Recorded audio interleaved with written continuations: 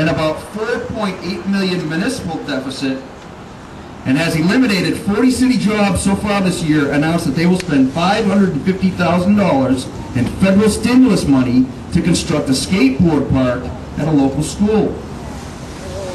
When a local official was asked why on the verge of bankruptcy they chose to spend stimulus money on this particular project, he replied that the project had to be shovel-ready to receive the funds. Another one is in Washington, D.C. Department of Transportation will spend $3 million in stimulus money to expand its Smart Bike program. The money will increase the program by 5 times, from 10 bike racks to 50 bike racks, and from 100 bikes to 500 bikes. 500 bikes. Neighborhoods expect to get the new bikes will include Adam Morgan, Columbia Heights, Capitol Hill, and Georgetown, where the average single-family home runs $1.2 million. That's our money. If it's smart, it's dumb. You want to hear some more of these? Yeah. Incredible to me. In the town of Union, New York, they received $578,661 in stimulus money they didn't even ask for. The money is supposed to pay for homeless prevention and emergency shelter programs. But according to a town supervisor, Union has no programs in place to administer the funds, and the supervisor is not aware of any homeless problem exists. When asked about the grant, an official with HUD stated, "We hope and encourage these new grantees to develop creative strategies for funding." It's a shame. I could go on. I got pages of these. And I tried to think about if I, working, blue-collar working man, making X amount of dollars, if I had the ability to spend credit like the government does, I'd be $800 million in debt. Yeah. And it wouldn't matter. It just wouldn't matter to me because my kids and my grandkids and their kids would have to pay it off. I'm going to break for a second. I'd like to introduce someone else who's been in contact with me to help organize this. Sheridan. This is Sheridan Folger. Some of you people know him. And he's going to say a few words.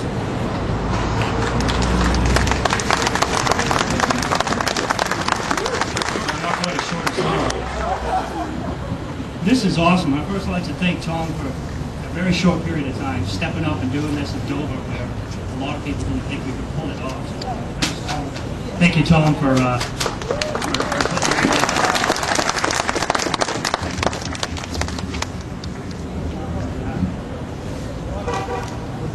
yeah, that's better.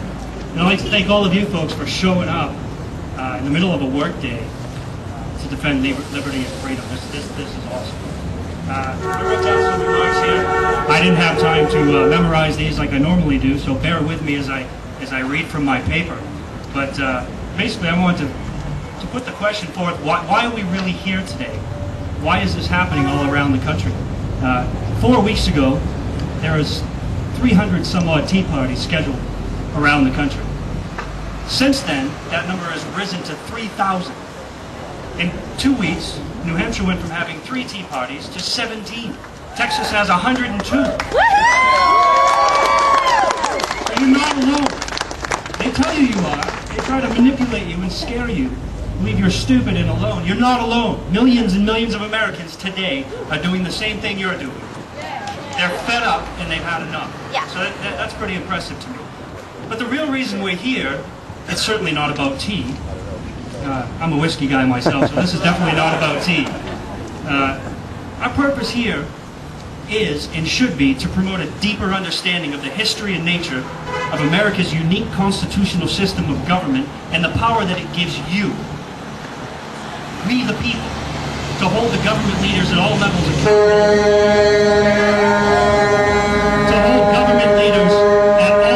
accountable for their actions. We're here together to show our detractors effective civic action, not extremism. But they can put me on that list if they want. In fact, just like Tom, I called to make sure I was on the damn list. You know, we're here together to compel government officials to obey our federal and state constitutions, something they are quickly marking it as just pages in history. This is not simply a gathering of some folks that are angry about the cost of things, although that's important. We're here today, my friends, to protect and defend individual rights as guaranteed by the Constitution of the United States and the states that make up that union. We are here in a display of true grassroots citizen vigilance and sovereignty, which are essential to defending our individual rights and freedoms for our Constitution.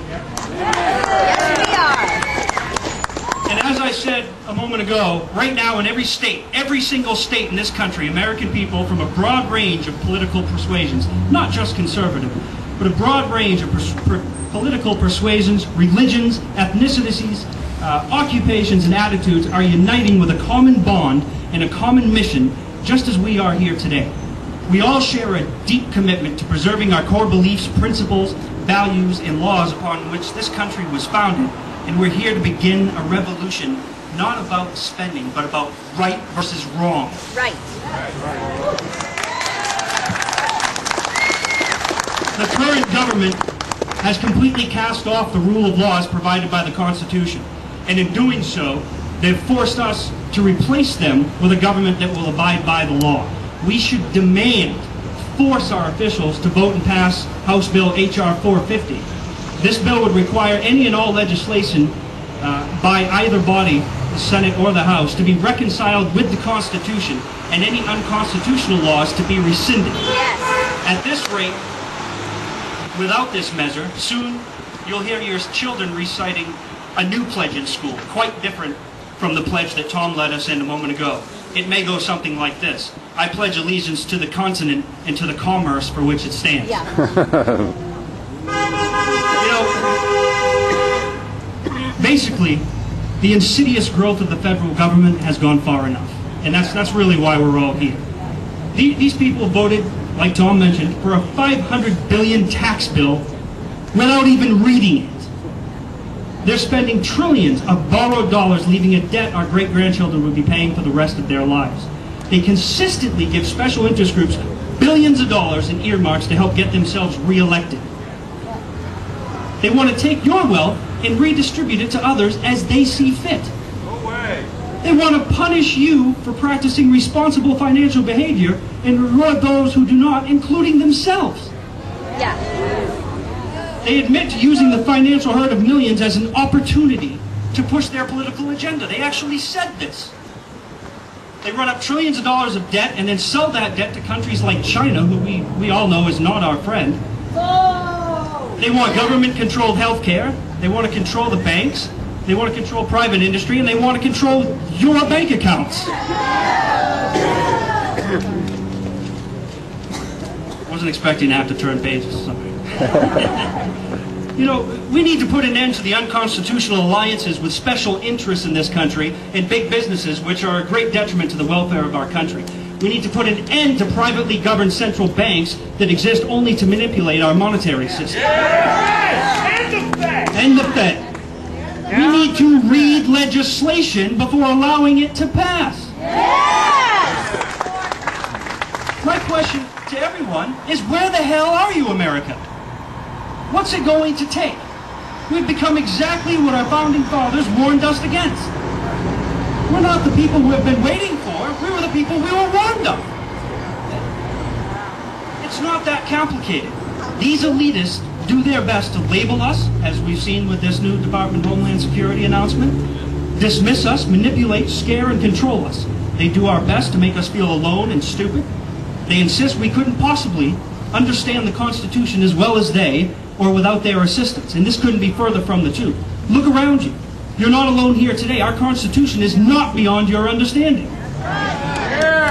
In fact, it's quite to the contrary. The Constitution was written in a very simple, straightforward, honest, and literal manner. This was done purposefully and with absolute intention.